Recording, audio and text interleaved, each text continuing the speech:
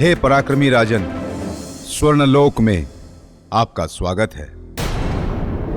देखा देखा राजन आपने, ना तो मेरे मित्र की कथा इतनी सरल है और ना मेरे मित्र के सिंहासन तक पहुंचने का रास्ता। इसलिए अभी भी समय है, आप वापस लौट जाइए। घोड़ा बुलवा लूं? बेताल, हमने आपको विक्रमादित्य की कथा सुनाने के लिए कहा था, सिंहासन के बारे में अपने विचार व्यक्त करने के लिए नहीं। लेकिन देवी, मैं तो आपका शुभचिंतक हूँ। ये राजा भोज सिंहासन तक कभी नहीं पहुँच पाएंगे और आप लोगों को व्यर्थ में ही इन्हें कहानियां सुनानी पड़ेंगी। इन्हें तो बड़ा मजा आ रहा है कहानियां सुनकर। देखो बेताल, क्षमा क्षमा देवी, क्षमा। गोलू, ये क्या हो गया? लगता है मेरे बेताल को वापस लाने के लिए करना होगा खेचन बुआ की दी हुई शक्ति का इस्तेमाल, तभी वापस आएंगे मेरे बेताल।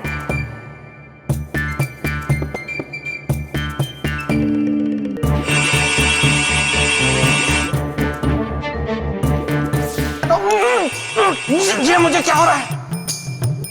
लगता है बेताली ने खेचन शक्ति का प्रयोग कर लिया।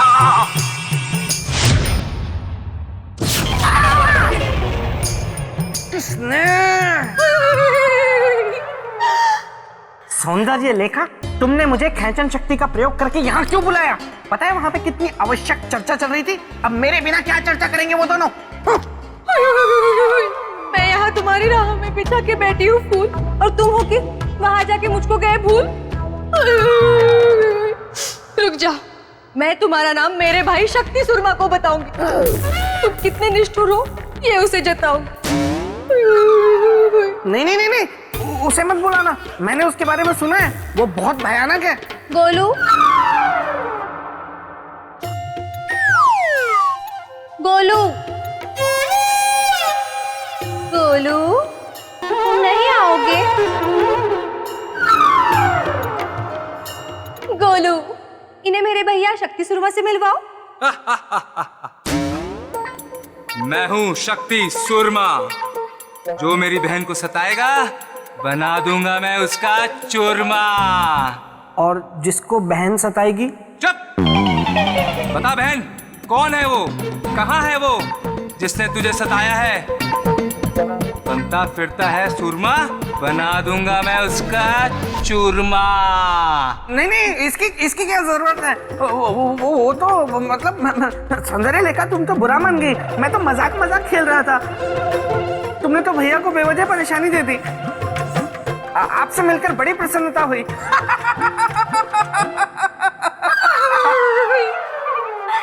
ऐ मेरे हृदय के अतिथि, अगर यही है बात तो बताओ मेरे भैया को कब निकाले विवाह की तिथि? चुप! जल्दी बोलो, वरना मैं हूँ शक्ति सुरमा। इस बार तो बना ही दूंगा तुम्हारा चूरमा। नहीं नहीं, जब आप लोगों का मन करे, जब आप लोगों का मन करे तब की निकलवा लीजिए अर्थी, मतलब तिथि। देखा बहन तेरे भाई का कमाल, इस बार तो शादी में होगा धमाल। बाप रे, बच गया। लेकिन मैं यहाँ फंसा हुआ हूँ और वहाँ पता नहीं राजा भोज और पुतली के बीच क्या क्या बातें हो रही होंगी। कुछ युक्ति लगानी पड़ेगी। सौंदर्य लेखा, तुम ना प्रेत भूमि जाकर विवाह की तैयारियां करो। तब तक मैं विवाह कुंडल से मिलकर विवाह की तिथि निकलवाता हूँ। सच्ची? हाँ।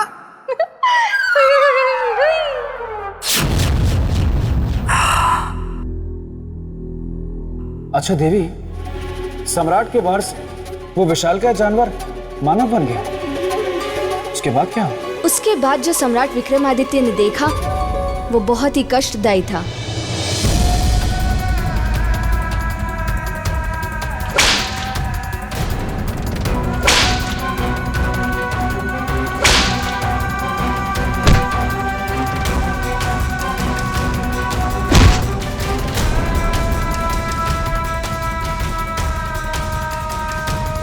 ये स्वर्णलोक है? हाँ राजन, यही स्वर्णलोक है। इतना निर्मल, क्रूर, कठोर और अमानवीय स्वर्णलोक। सोने की चमक की यही विशेषता है राजन, जो किसी को भी अपना दास बना लेती है।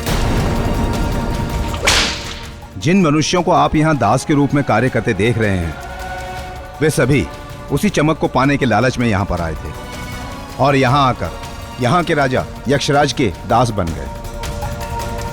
और अब आपकी बारी है, क्योंकि आप भी उसी सोने को पाने के लालच में यहाँ पर आए। यक्षराज धन तो अवश्य देते हैं, परंतु धन लेने वाले की सवारी भी करते हैं। धन लेंगे तो उसका मोल तो चुकाएंगे ही ना।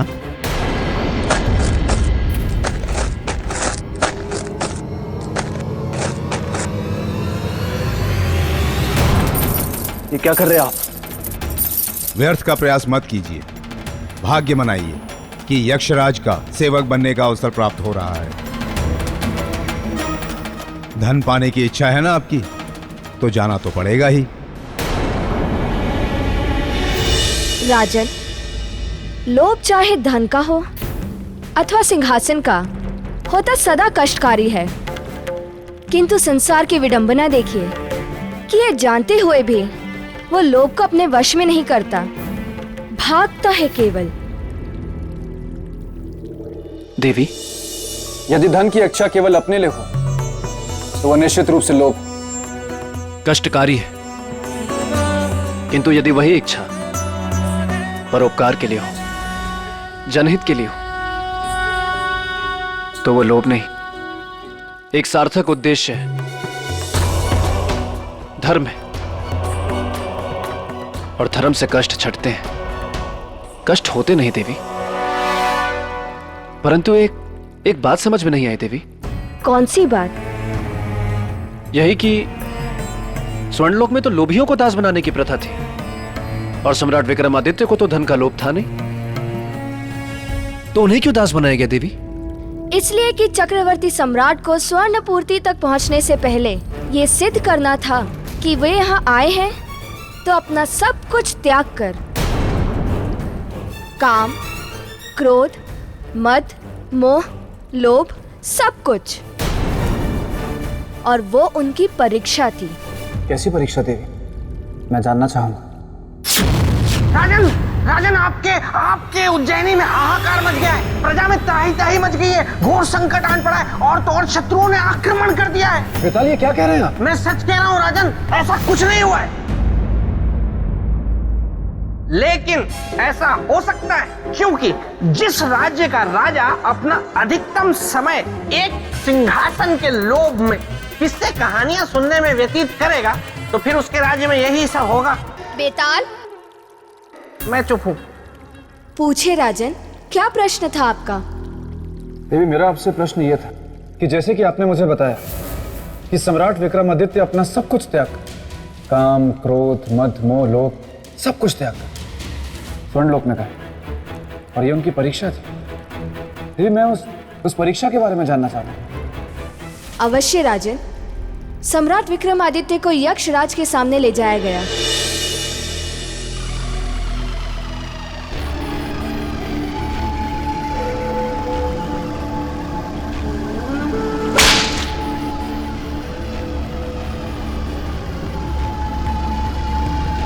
आज हमें अति प्रसन्नता है ये देखकर कि आज से हमारा वाहन होगा पृथ्वीलोक का इकलौता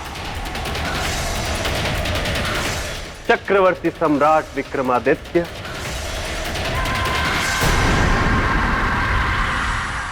राजन, बदले में तुम्हें अथाह धन मिलेगा, उतना जितना कि तुमने सोचा भी नहीं होगा। चलो आओ, सवारी प्रारंभ करो।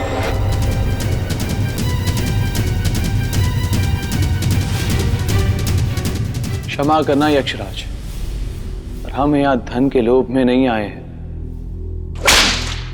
प्रत्येक लोभी यही कहता है। रथ खींचो हमारा।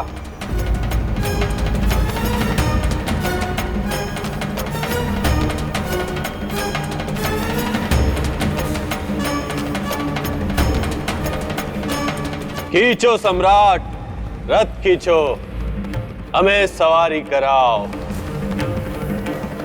ये हमारा एक दास को आदेश है। यदि मुक्ति चाहते हो तो हमारे आदेश का पालन करो। स्वर्ण चाहिए ना तुम्हें? आओ, रथ को खींचो,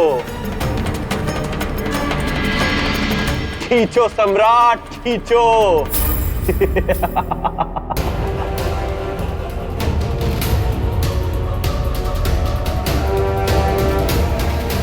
हम है ना, हम लाएंगे स्वर्ण पोटली आपके लिए।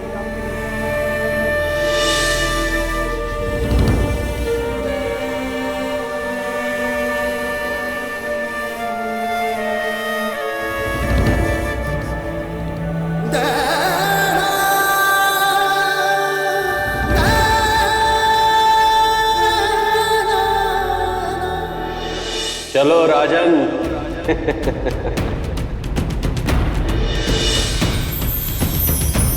बहुत धन मिलेगा सम्राट। रथ को खींचो, खींचो रथ को।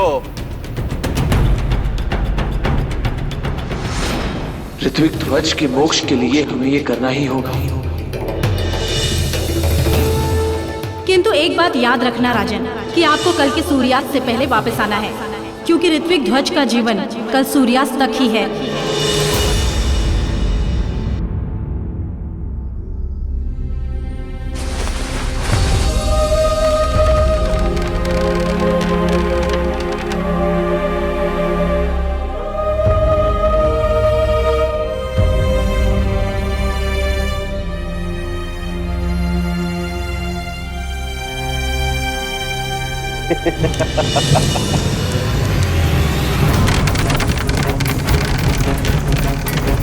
आग!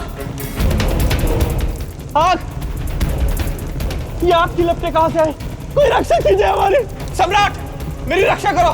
अरे कोई बचाइए हमें। रक्षा कीजिए सम्राट हमारी।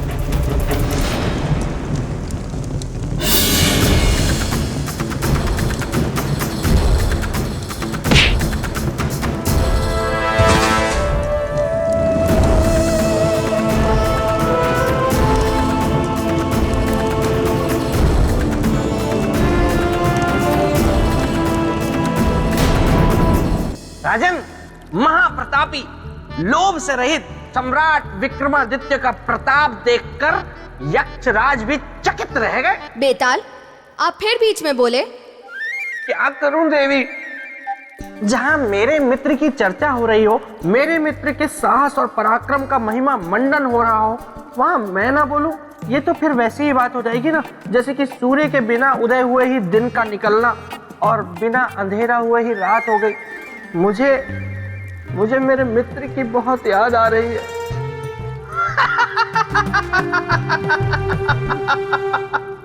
नहीं राजन, इसकी कोई आवश्यकता नहीं, क्योंकि बेताल से बड़ा नाटकीय कोई है ही नहीं। और वैसे भी आज अमावस्या की रुक्मणी तिथि है, और इसमें जो भी रोता है ना, उसका बहुत बुरा हाल होता है। कौन रो रहा है? मैं तो नहीं रो रहा। मैं तो बिल्कुल भी नहीं रो रहा। कौन रो रहा है? बेताल, एक बात मैं हमेशा से कहता है और आज भी कहूं, मित्र हो तो आप जैसा मित्र ना कभी रहा है और ना कभी होगा। राजन, आप मेरी प्रशंसा करके मुझे चने के वृक्ष पे मत चढ़ाइए। देवी, मैं अब बिल्कुल कुछ नहीं बोलूंगा, मैं चुप रहूंगा। आप आगे की कथा सुनाइए। हाँ देवी, मैं ये जानना चाहता हूं कि यक्षराज को जलते हुए रथ से बचाने के बाद क्या हुआ? राजन, यक्षराज ने हाथ जोड़कर सम्राट विक्रमादित्य से क्षमा मांगी। चक्रवर्ती सम्राट विक्रमादित्य, मुझे क्षमा कर दीजिए। मैं जान गया हूं कि आपको धन का लोभ नहीं है, क्योंकि धन का देवता तो उसी व्यक्ति की सवारी कर सकता है जो धन का लोभी हो। और आपके इसी गुण के कारण मेरे रथ में आग लगी और मेरे प्राण संकट में घिर गए। मैं आपका आभारी। कहिए, मैं आपकी क्या सेवा कर सकता हूं? यक्षराज,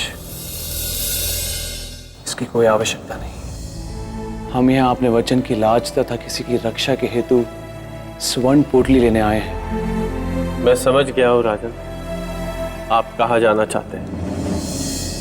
आप जिस मार्ग पर हैं, यहीं से आप अपने लक्ष्य पर पहुंचेंगे। बढ़ते जाइए राजन, जहां न दिखे रास्ता और छा जाए मन पर अंधेरा, रंगों में मिलेगी तब दिशा, यही होगा अवसर सुनहरा। अब मुझे शीघ्र स्वर्ण पोटली लेकर ऋत्विक ध्वज के पास पहुंचना होगा।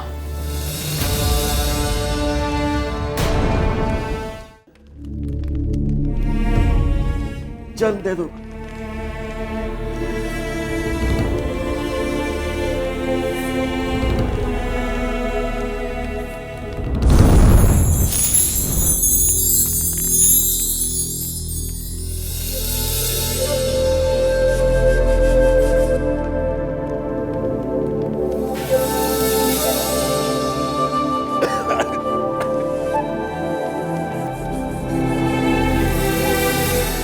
ऋत्विक ध्वज अब बिल्कुल शक्तिहीन हो चुका है। यदि सूर्यास्त से पहले सम्राट विक्रमादित्य स्वर्ण पोटली लेकर नहीं पहुंचे तो वो कभी भी ऋत्विक ध्वज को जीवित नहीं पाएंगे। हाँ तो राजा देवी, अगर आप अनुमति दे दें तो आगे की कथा मैं सुना दूं, क्योंकि देखिए ना चाहते हुए भी बार बार मैं बीच बीच में आपकी सुनाई कथा में विघ्न डाल रहा हूँ, व्यवधान उत्पन्न कर रहा हूँ, मुझसे रहा नहीं जा रहा। तो इससे अच्छा है कि आगे की कथा मैं ही सुना लूं।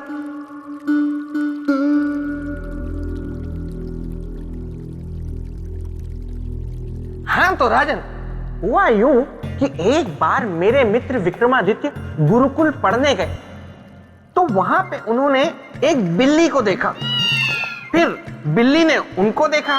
बेताल, क्षमा देवी क्षमा, मैं भावनाओं में बह गया, इसीलिए ये कह गया। अब नहीं। हाँ तो राजन, स्वर्ण लोक से मेरे मित्र विक्रमादित्य निकले अपने लक्ष्य को पाने के लिए।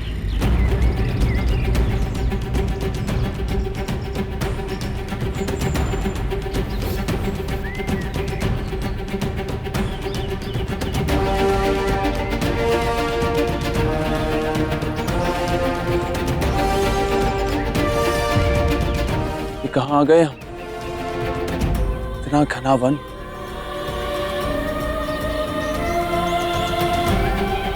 हमें स्वर्ण पोटली यही प्राप्त होगी। कैसे सुलझाए इस गुत्थी को?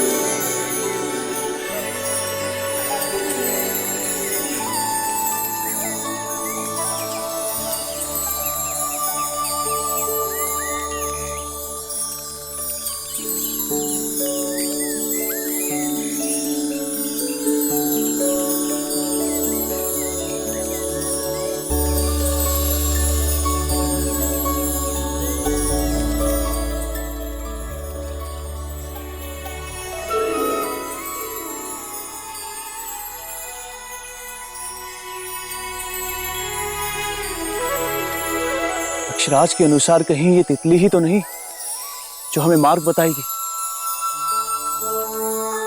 जब ना दिखे रास्ता और छा जाए मन पर अंधेरा, रंगों से मिलेगी तब दिशा, अवसर होगा वही सुनहरा।